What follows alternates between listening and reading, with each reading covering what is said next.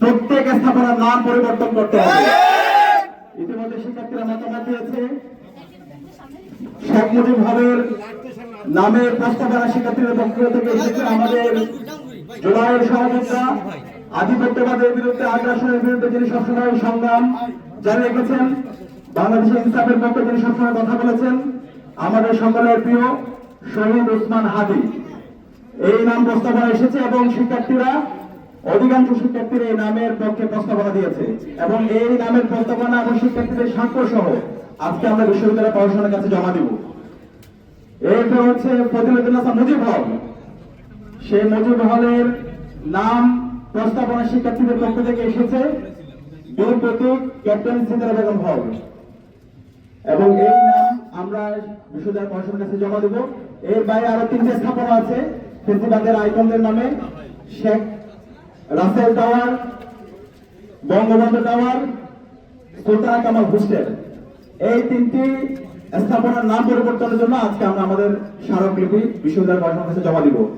দ্বিতীয় দাবি হলো, আমাদের গত 16 বছরে বাংলাদেশের খুনি হাসিনাকে ফ্যাসিস্ট হতে যারা সহযোগিতা করেছে, বিশ্ববিদ্যালয়ে গণরং গ্যাস্ট্রম কালচার, শিক্ষার্থীদের উপর নির্যাতন নিপীড়নে যারা সহযোগী ছিল এবং সর্বশেষ জুলাই বিপ্লবে বহিরাগত নিয়ে এসে 14 জুলাই আমাদের ভাই বোনদেরকে মেরে রক্তাক্ত করেছে যে প্রশাসন, খুনি হাসিনার প্রশাসন, বিশ্ববিদ্যালয়ের সাবেক ডিসি মাকসুদ কামাল এবং তার যে দূষণরা আছে, ওই সময়ে ডক্টর মাকসুদ কামাল, ভিসি মাকসুদ কামাল এবং বুরান রব্বানি, শিক্ষক সমিতির সভাপতি জিন্নাত হোদা এবং জুলাই বিপ্লবে যে শিক্ষার্থীদেরকে ব্রাশ ফায়ার দিয়েছিল আকামা জামাল এবং ফেসিবাদের দোষর যে সমস্ত শিক্ষকরা আছে, তাদেরকে প্রশাসনিক সর্বোচ্চ ব্যবস্থা নেওয়ার জন্য আজকে আমরা আমাদের আবেদন দিচ্ছি।